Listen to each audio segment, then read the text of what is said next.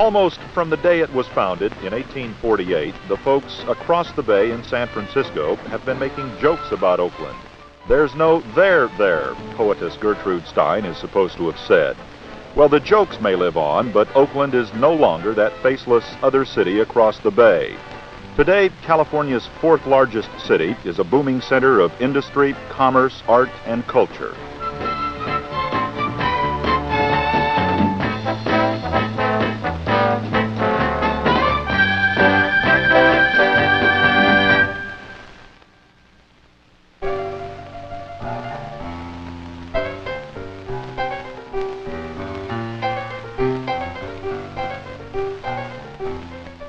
But Oakland's new glamour and prosperity are not shared equally by all of its citizens. Nearly half of the city's population is non-white, and many are poor. They do not patronize the symphony or the museum. They don't use the Coliseum or the airport very much, nor do they hold their share of the jobs created by Oakland's new industry, port, and transportation facilities. Hey you old funky Oakland town. How come you're such a cold and brutal city?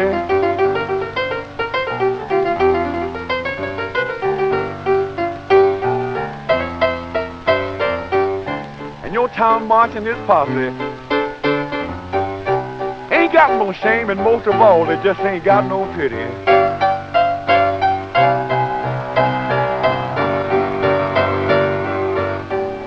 Most of Oakland's black and brown citizens came here from the South during World War II, lured by recruiters for government and private industry to work in shipyards and defense plants.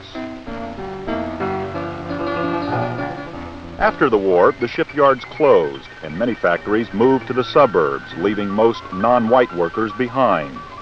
Technology put still more workers on the unemployment and welfare lines, where they were joined by newly dispossessed farmers and farm workers forced off the land by the growth of agribusiness.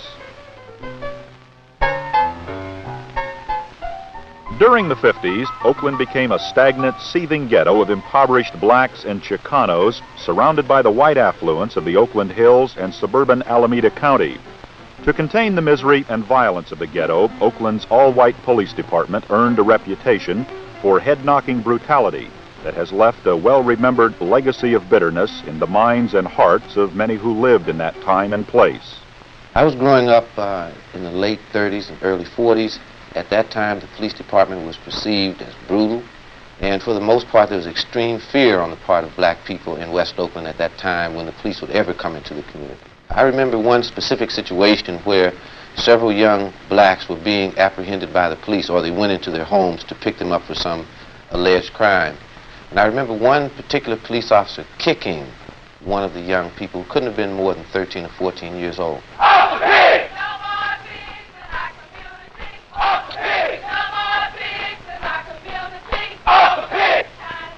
I think that the Black Panthers raised a very significant issue, and that was the brutality of the police when they came into the black community. The police were in the same position as most of government, not being in fact responsive to citizens' needs. In our recruit schools, we inculcated for many years, in my opinion, in our policemen what I would characterize as a gung-ho law enforcement orientation.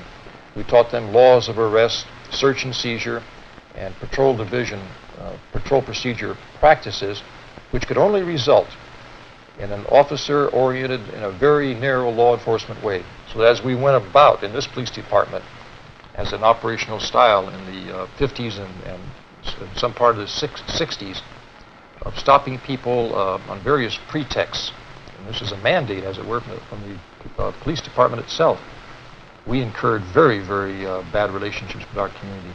Today, there is a whole new relationship developing between the people of Oakland's ghettos and the police.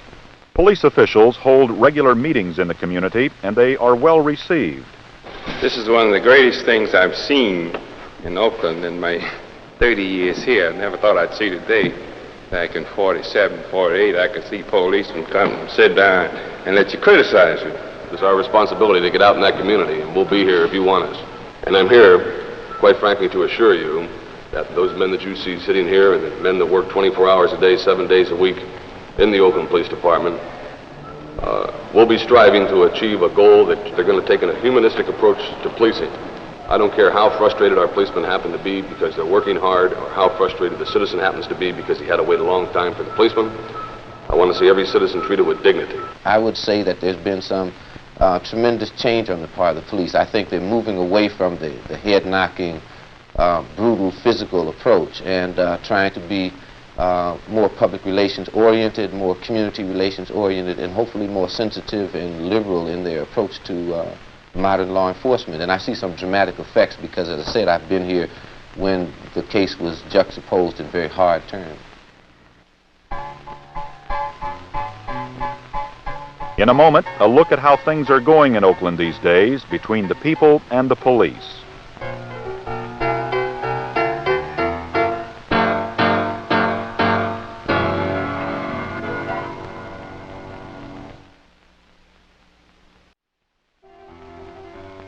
Run, nigga, run.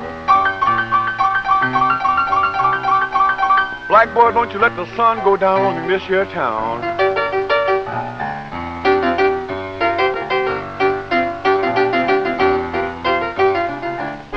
Cause you're gonna go to jail, boy. Or you might wind up getting dropped 6 feet down.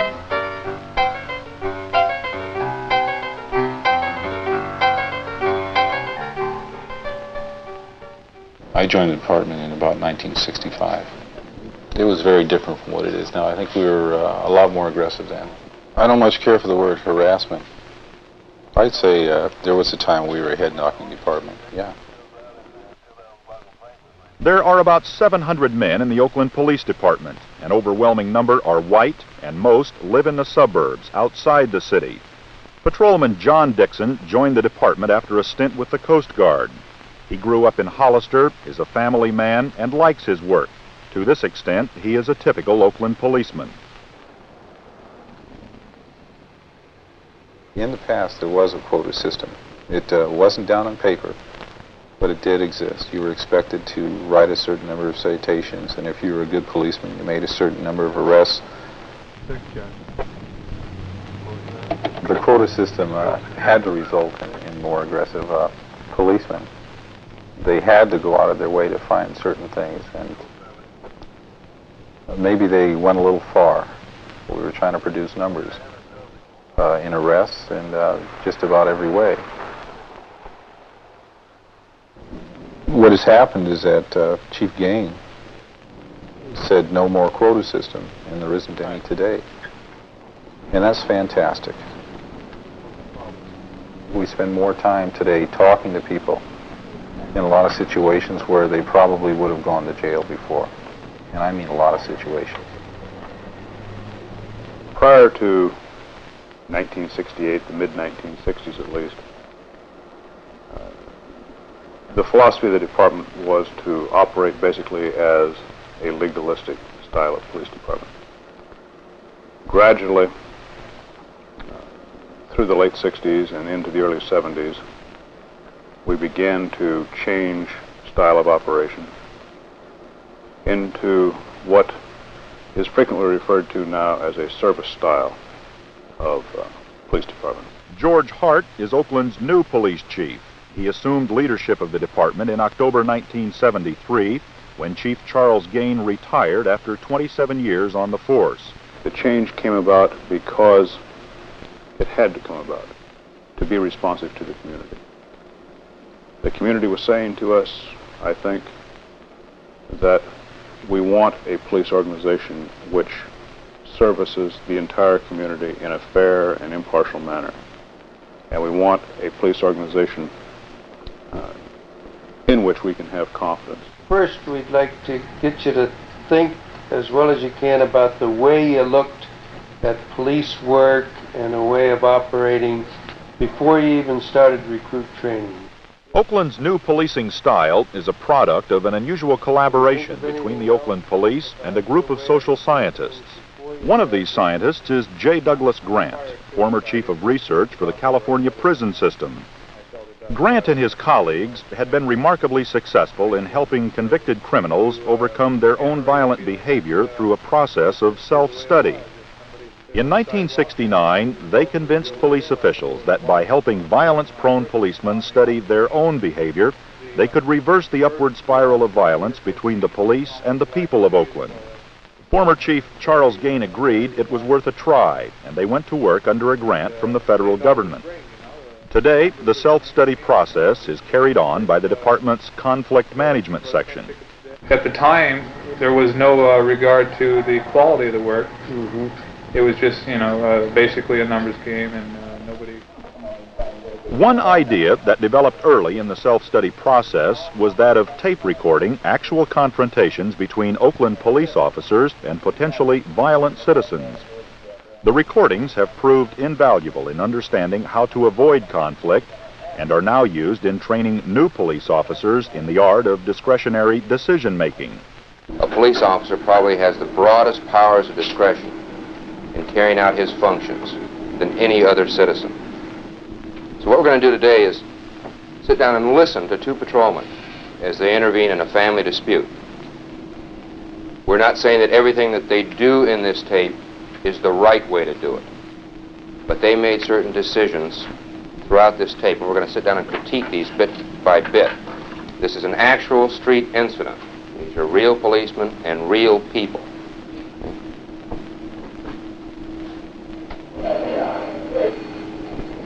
Some individual officers, when they come into the recruit academy, feel that they're coming in to be trained to be the tremendous crime fighter. They don't realize that that's only a portion of their training, how to combat crime.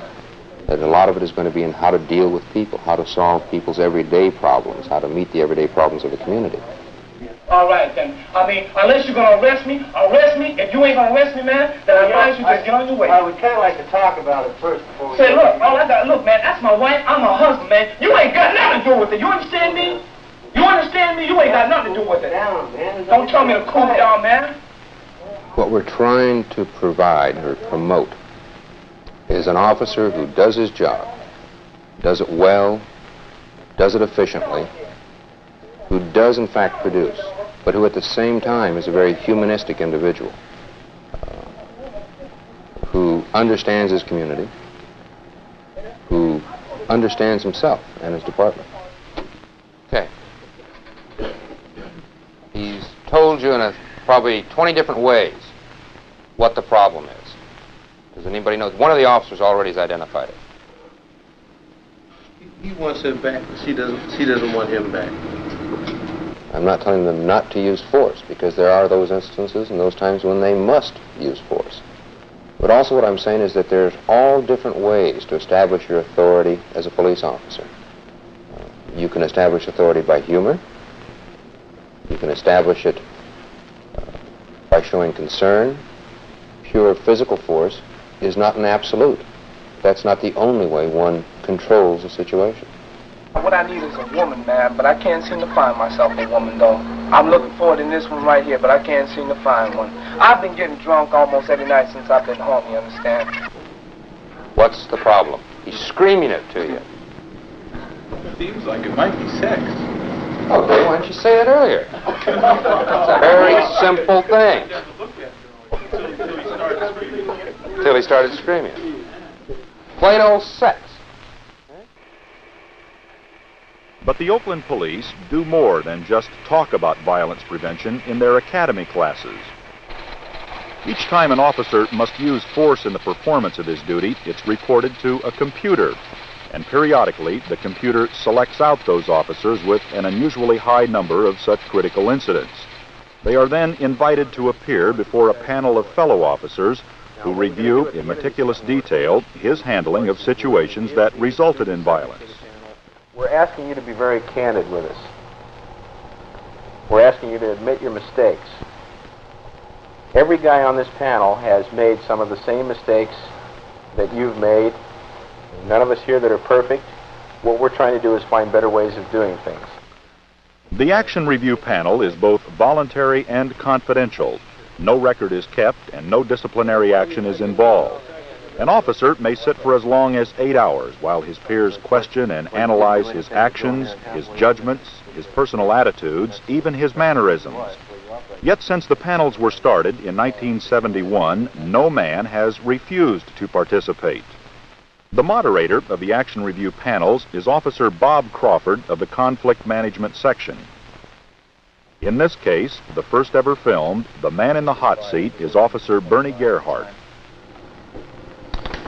Details. Complainant states suspect had an illegitimate child 3 weeks ago but refuses to stay home and care for the child. Suspect would not talk to ROs and had to be physically subdued to be taken into custody. Okay, what happened? I don't remember it. Do you realize that things like this are official records that can be subpoenaed into court, and you could be put on a stand being sued, and somebody could hit you with a report just like that? And like you say, 6 months later you might remember it. 2 years later you'd be looking at the guy and say, well, I had to physically subdue a 17-year-old girl who had only been out of a hospital for 3 weeks after having given birth to a baby, and I don't remember a thing about it. It could color you looking very, very poorly. He has sat on panels before, but I think it struck him being kind of different to be sitting in that seat rather than in one of the other seats. You could have had your head blown off with your own gun. What if you had a machine gun? I don't know. All right. You'd have killed both of us. Listen to what he's saying. This is the thing. You could have had your head blown off with your own gun. I know that. You can't handle two guys properly. I don't care how great you are. In his case, he realized he had a small man's complex.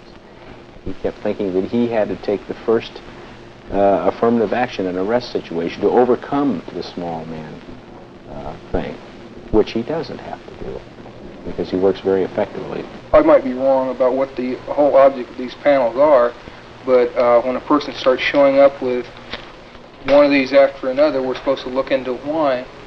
And I just wanted to ask the question, is he one of these men? He's not as big in stature as some of us, and it's appeared in about 4 or 5 of his remarks. I've talked to a lot of belly button and all that. Does he have a small man's complex, and he's taking it out on the kids? I just want to, you know. Okay, the thing about the size, okay, when I first came on, I did have a size problem. I'm only 5'8", and I was 155 then, and I had what is commonly referred to as a small man complex. Right. I'm not defensive about it. I don't think I am.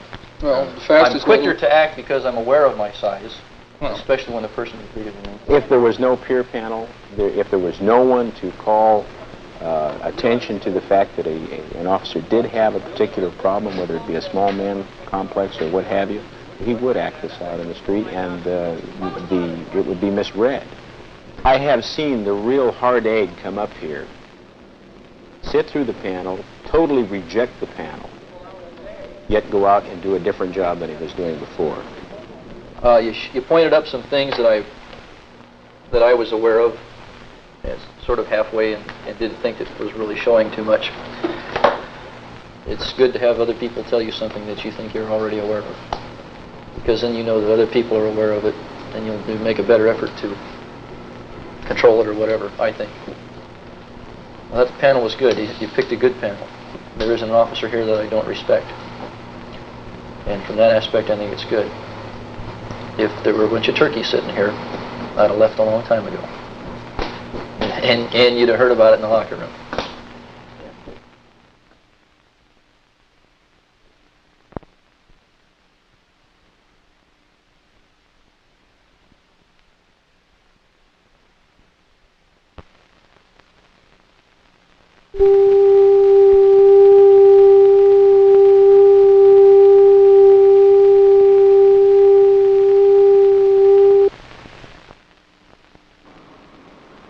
The suspect is considered 5150, should be considered armed and dangerous. Both are wanted for conspiracy and forgery. Since the inception of the Action Review panel and other self-study techniques, there has been a dramatic drop in the number of conflicts between the police and the people of Oakland.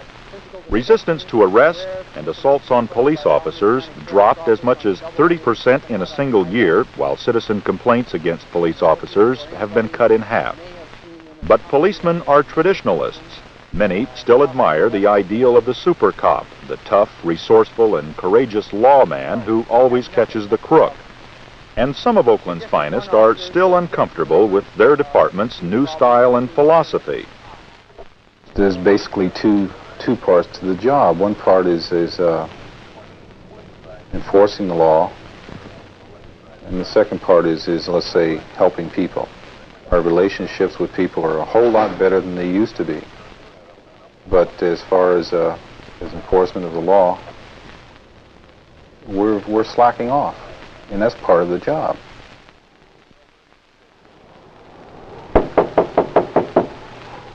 John Dixon works in the hardcore ghetto of West Oakland. The neighborhood is very poor and almost exclusively black.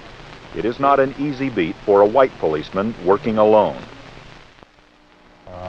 You've got to be realistic. Your child may go through some more as a result of my talking to her.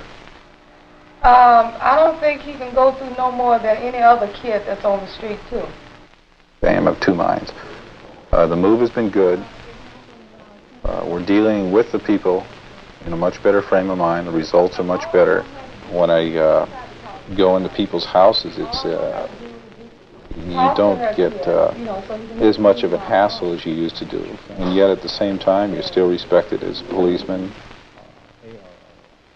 The public accepts us more than they did before. I find that in most cases I get a lot more cooperation. And you find that more people are at least willing to give you information on the side than they were before. More people are inclined to give you a helping hand, where before I think very few people were.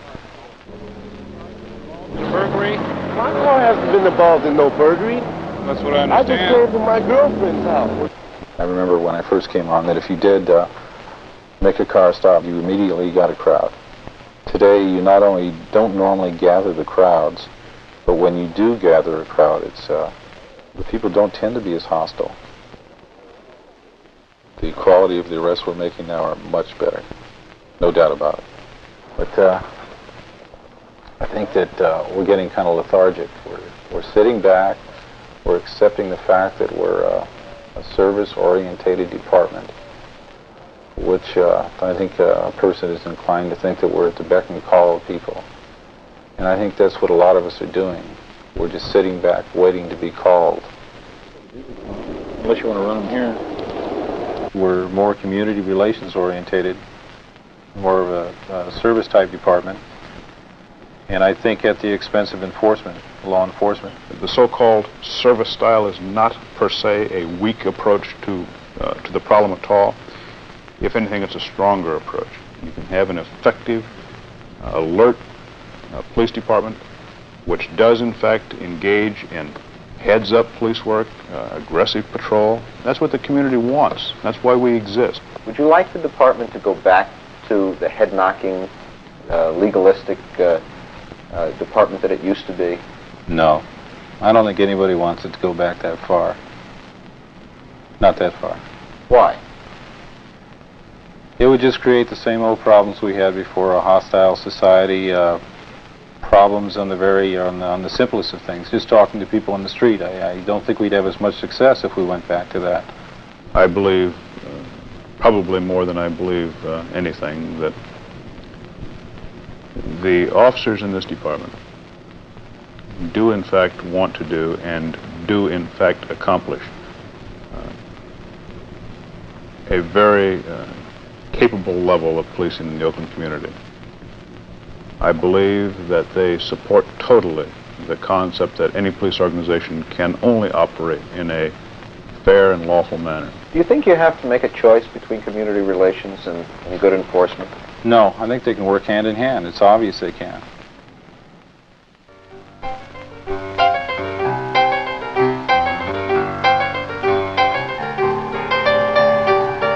Hey you, Mr. Police. You better heed the people warning, cause the handwriting is on the wall.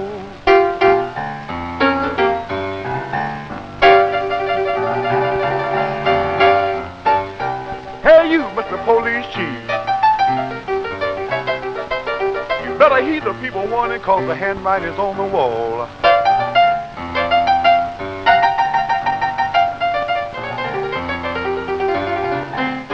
So have fun while you can.